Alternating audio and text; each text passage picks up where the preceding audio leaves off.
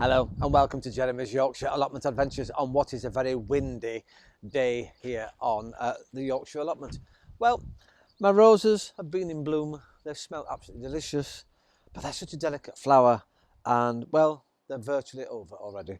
I can cut those off, we may encourage some more to come. Oh, let's move this stake out of the way and well, we'll put that somewhere else. However, they may be going, but my one and only sunflower has decided to open up. This will hopefully grow a little bigger, but I don't think I'm going to be anywhere near the winner this year of the sunflower growing competition. And yes, that's still going. So if you do have sunflowers, we will be looking at the competition shortly in the next few weeks or so. So keep your photographs coming in but I'll give you timetables for that. Anyway, sit back, relax, and enjoy today's show. Oh, what's in the blue bag? I'll see you inside, away from the wind.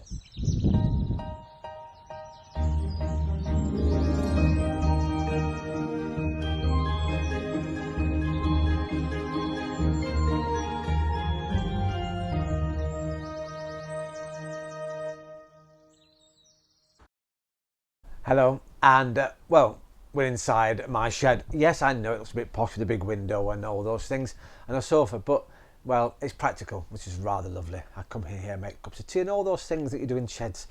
Very, very lucky that I am. Now, I'm here with a blue plastic bag and some pods. Now, these are from my poppies, and my poppies this year have been spectacular, and I've left them, and they're a yellow poppy, and they grow on a wall near where I live, and I call them mine because I go past every day. But they're rather lovely, and they've just this year sprung into life. And so I thought I'd start collecting the pods and the seeds, and it's impressive the way it works. Obviously, this is one of the pods, and we'll take some closer photographs for you. And this would have had the flower on top. And in fact, here's some photographs of the beautiful yellow flowers. Very, very delicate. And as we know, poppies grow everywhere. And we're used to the red poppies, of course, on Remembrance Sunday. But poppies come in all shapes and sizes and all colours. And these are really small, delicate yellow ones, and they're beautiful things. And yet they last. They've been there for ages, actually. Now, the pods are amazing. This pod here is obviously still green, and inside, actually, it's got white seeds at the moment. And if I broke this open, which I will do to take photographs, the seeds are white because they need to dry out. And what happens is, the pods begin to dry out a little like this one. So it starts off sort of this sort of size, and then this one's a little smaller, but it's gone darker and it starts to dry. And that's really important that you leave them, and the art of this is to catch them before they begin to open. And this one here has opened, and inside, and again I'll take a photograph, it's got the chambers inside, and in those chambers we have the poppy seeds, and the poppy seeds are black.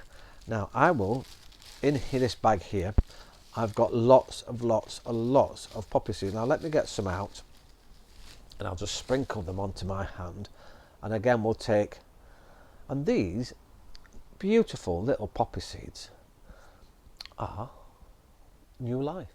And what you can do is find a patch of land, rake it over, water it, and then just sprinkle the poppy seeds onto that.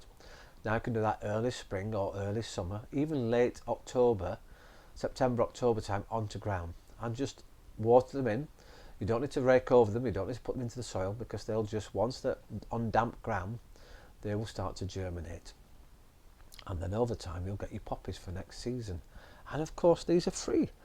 There's going to be, in my hand here, probably 100 seeds just from a sprinkle. And all you do is sprinkle onto ground, and next year I can have poppies growing where I want to have them growing. How far do they go once they're naturally open?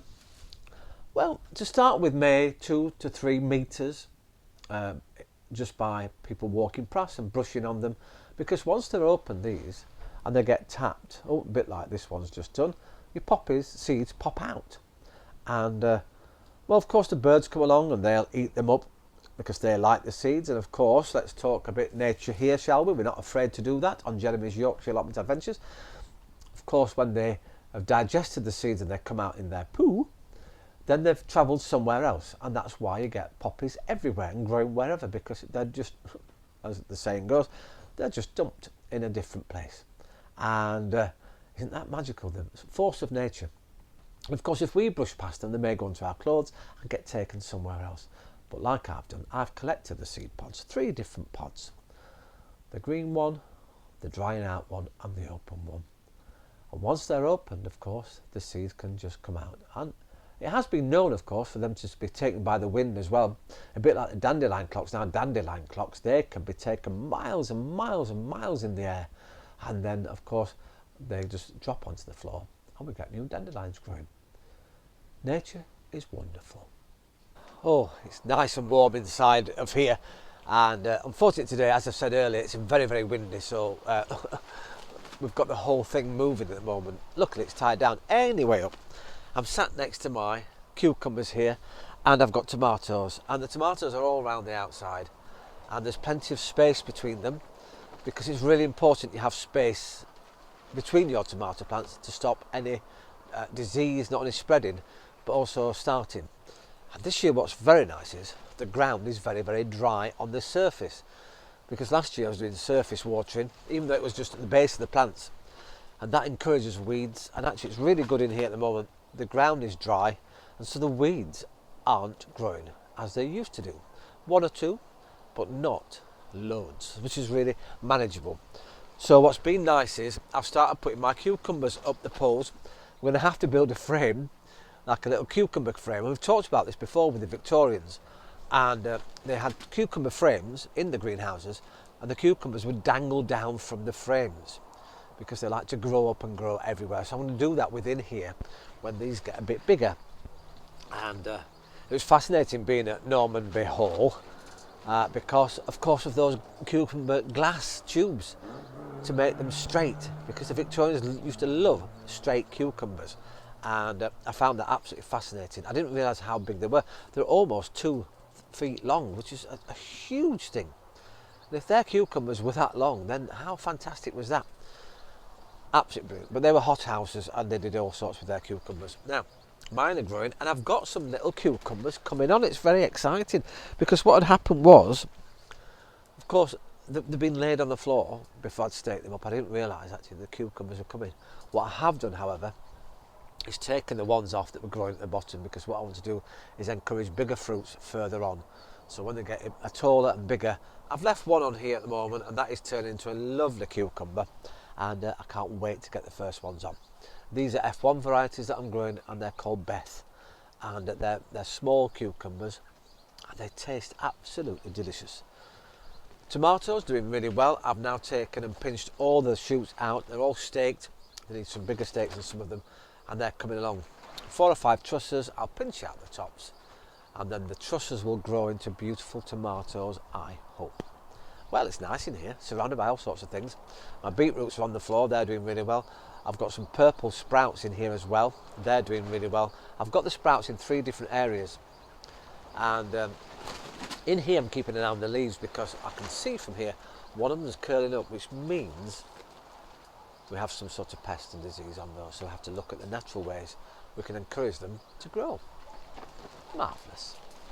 Well, before I end today's show, I just thought I'd talk about a little success story I've had, and I'm really, really pleased. It's just behind me here, which you can't actually see, but I can do some picking here, because my strawberries this year have been incredible. I've had strawberries every single day of this last week off here, enough to fill up a dish and a bowl, and then I've either had it with double cream or, of course, ice cream, and they taste amazing. And what I love is when you cut them in half, or your quarters, they're absolutely red, deep red throughout, unlike the shop ones that we buy. And I've got a photograph actually, and the shop one is a little better than I thought it was going to be, but it's still not red. It's a little red and goes white towards the tip. Well, these ones, when you cut them in half, they're pure, beautiful blood red, because that must be where the taste comes from. As I said, once again, thank you very much for watching Jeremy's Yorkshire Allotment Adventures, and if you really enjoy the shows, please press the subscribe button, and if you press the bell as well, you'll get a notification every time I post a new video. Well, it's been great talking to you all once more, and I hope to see you again next time here on a more sunnier, less windy Yorkshire allotment. Ta-ra for now. Cheers.